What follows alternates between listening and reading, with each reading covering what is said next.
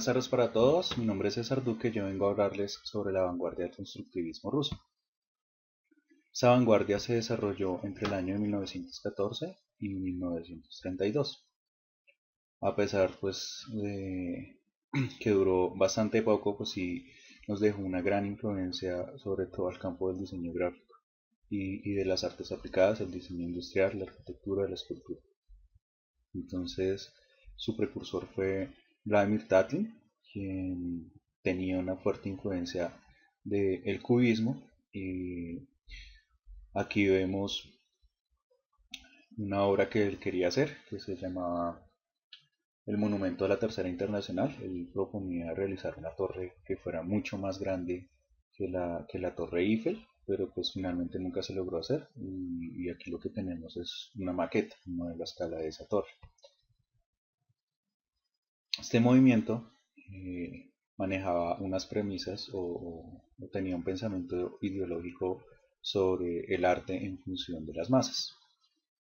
Ellos también pues proponían que hacer arte era dar forma a los materiales o formar el material y que decían que el arte no es lo viejo ni lo nuevo, sino lo necesario. Básicamente ellos lo que buscaban era una ruptura de las bellas artes y que el arte se volviera masivo, que el arte perdiera su interpretación subjetiva y se convirtiera en algo que todo mundo podía tener acceso, que todo mundo podía interpretar y construir fácilmente.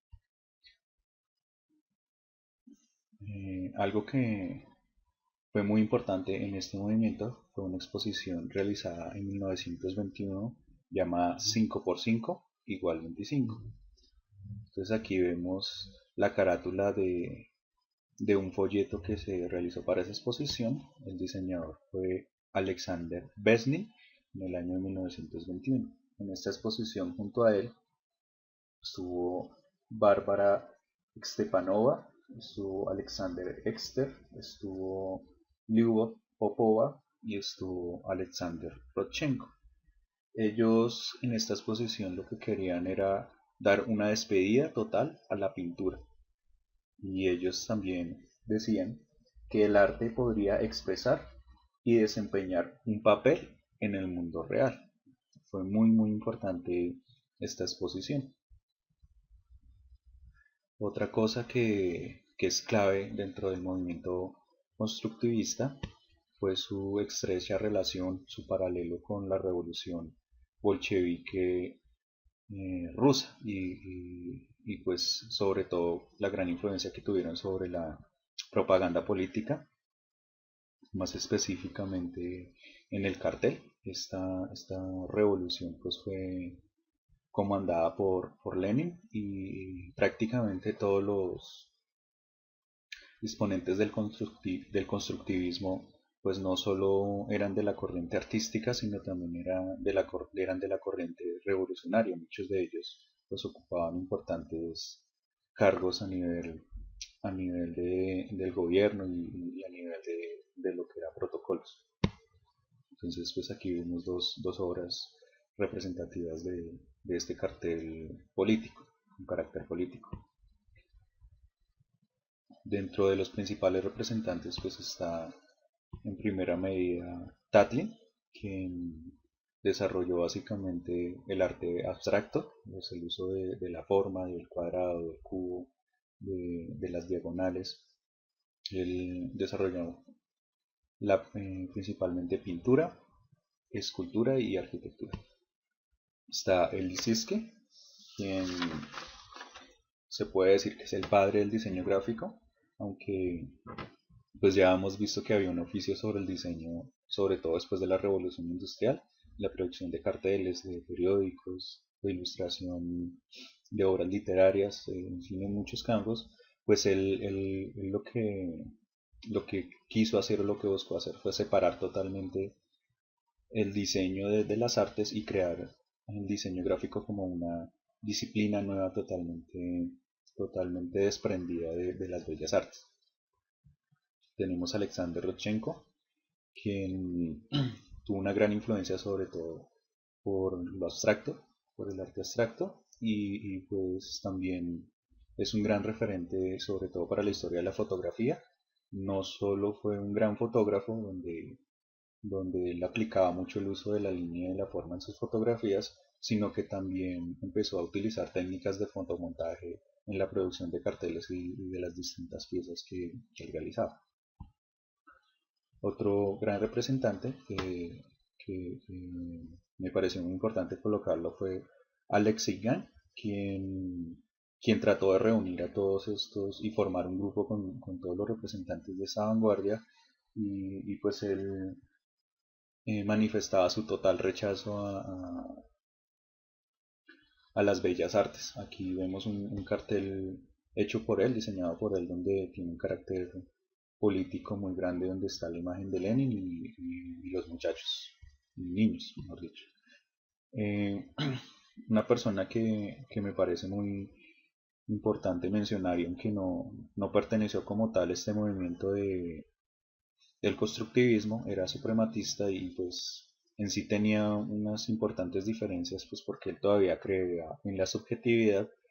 Él sí marcó una pauta sobre todo en el desarrollo de lo formal. Él rechazaba pues como la reproducción de las cosas naturales, del arte clásico, del adorno pues nos proponía el uso de las formas, el uso de las formas y de lo dinámico, o sea, sobre todo el uso de la diagonal y el uso de manejos planos y pues estas formas básicas geométricas que eran el cuadrado, el triángulo, el rectángulo, la línea. Entonces pues fue una muy importante influencia sobre todo para la estética del movimiento. Tenemos a dos personas que pues fueron mujeres y ellos la aplicación que ellos hicieron del constructivismo fue muy importante sobre todo en el diseño de modas, en la producción textil, en donde pues aquí vemos eh, claramente en esta señora que utilizó o tenía propuestas para diseños de uniformes deportivos.